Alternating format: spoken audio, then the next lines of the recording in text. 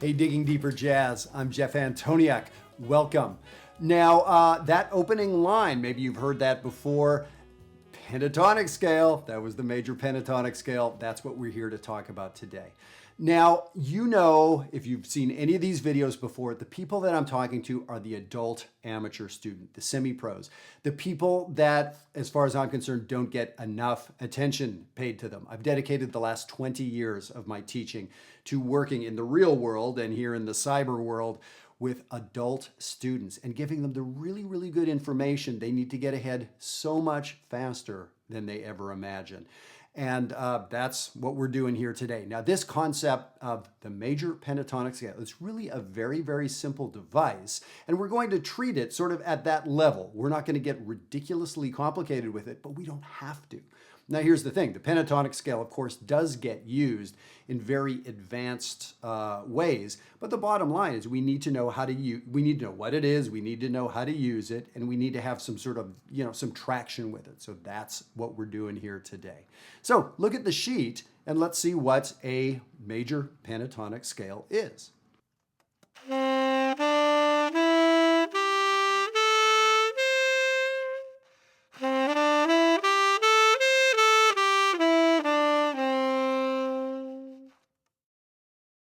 That's a sound you have heard tens of thousands of times. You have. Whether you know it or not, most rock and folk music and funk music and pop music and plenty of classical music is made from this pentatonic scale. Cultures all over the world for thousands and thousands of years have used this scale. There's something special about it, and ethnomusicologists talk about why that is. How is it that cultures that never met, that never were able to physically meet, Tierra del Fuego in South America, and then a distant country where we know those people never had the opportunity to meet in world history, they use this scale. Why? How?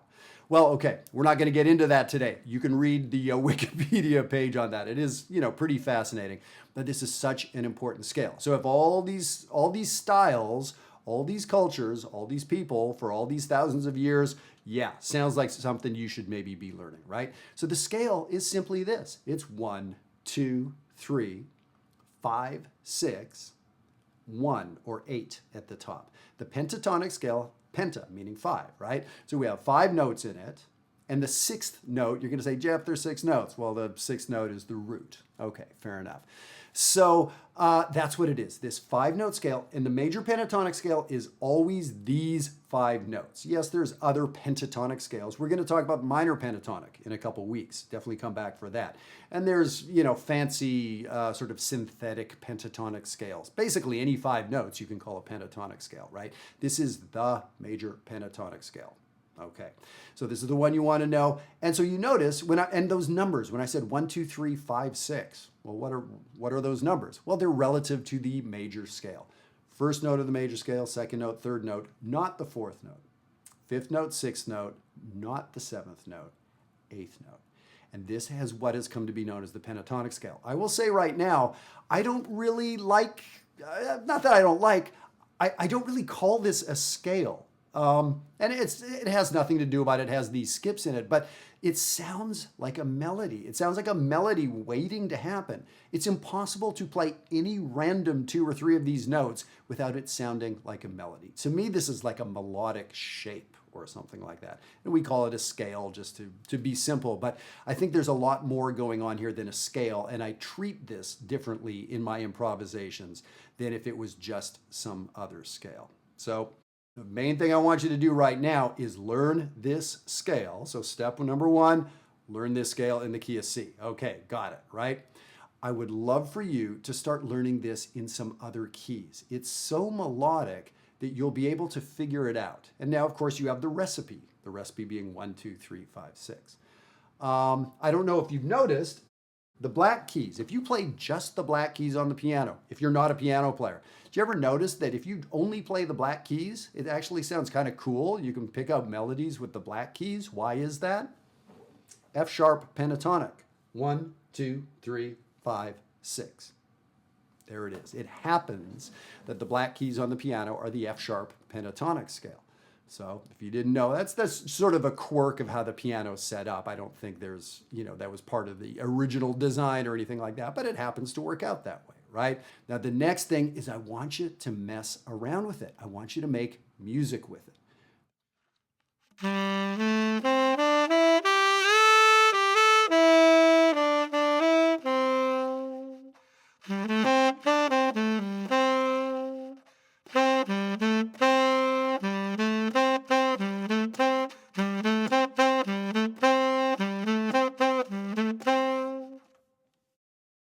And you'll quickly find out that, oh, that Motown tune, Sugar Pie Honey Bunch, 3 notes of the pentatonic scale.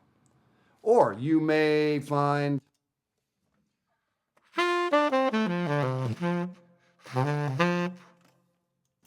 oh, that Monk tune, I Mean You.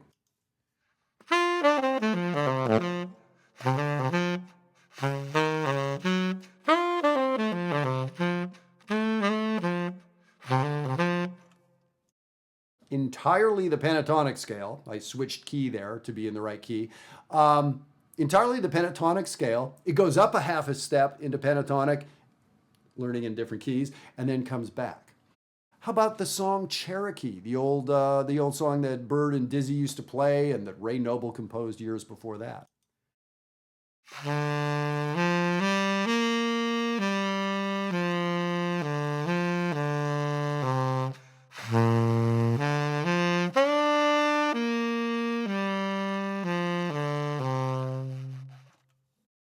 Every note, pentatonic scale.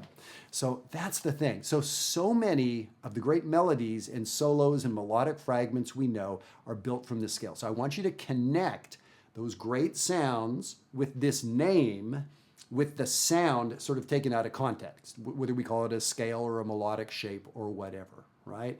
And now the thing to do is take this and play around with it. That's the important thing to do. Play around with this shape. Item 2 gives you maybe a head start on what to do. We can do patterns with any scale, with any collection of notes. We can start alternating. It would be like taking white tiles and black tiles if you're going to do a floor, and you could alternate them and make a checkerboard pattern, or you can alternate them in different ways and make different shapes and designs. So patterns are very, very powerful, and they're actually, once you set the pattern, they're often very easy to follow. So they're easy for you to create, and the listener notices like, there's some organization here. So it sounds very interesting. So for instance, item number 2, the pattern, I'm just playing the first 3 notes of the scale, 1, 2, 3. And then I play the next 3 notes, 2, 3, 4. I'm not talking about the number of the scale or the scale degree, just the notes in the scale, 1, 2, 3, 4, 5, 6, 7, 8, 9, 10 notes in the scale. 1, 2, 3, 2, 3, 4, 3, 4, 5. Or it would be like going up 3 stairs and coming back 1. Going up 3, coming back 1. And it sounds like this.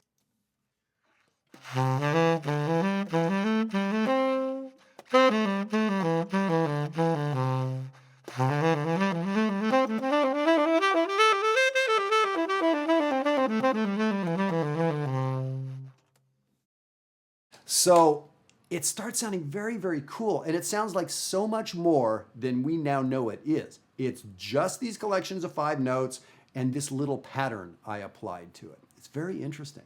And the notes that are missing from the scale, those skipped notes, that's the power of the pentatonic scale. It's missing 2 notes from the major scale. Why not just play the major scale? It'll be 2 notes better, right?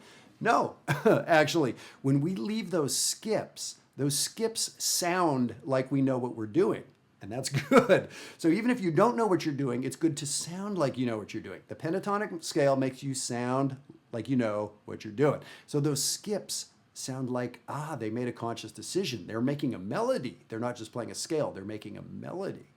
And then when we apply the pattern, the skips happen in these interesting, irregular ways.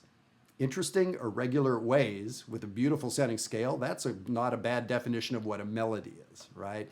So we can do all sorts of different patterns. So I started off the video quoting Sir Duke by Stevie Wonder. And that whole line is pentatonic. And well, there's one little passing note in there, but everything, the last bit of it is entirely pentatonic. And so the third pattern here is, very much coming from the repetition that Stevie Wonder applied to the pentatonic scale. I'll play the third version for you.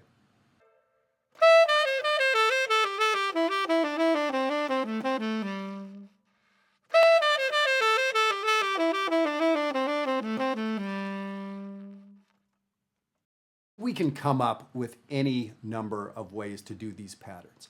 So to review, I want you to know what this scale is. I want you to know how ubiquitous it is. That's a good jazz word, ubiquitous, right? The next thing is I want you to learn it in a handful of keys. That lets you learn it in a slightly deeper way.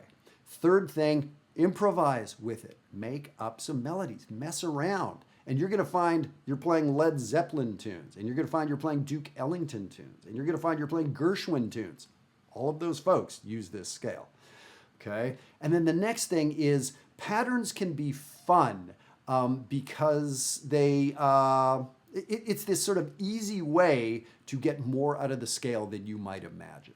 So it's a way to sort of get you improvising with it with sort of a codified system.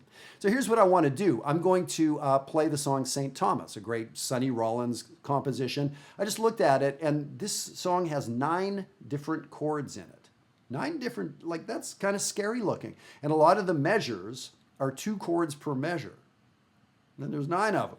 Here's the thing, and here's where the power of the pentatonic scale comes, is you can use the pentatonic scale, just the C pentatonic scale, over all 9 of those chords.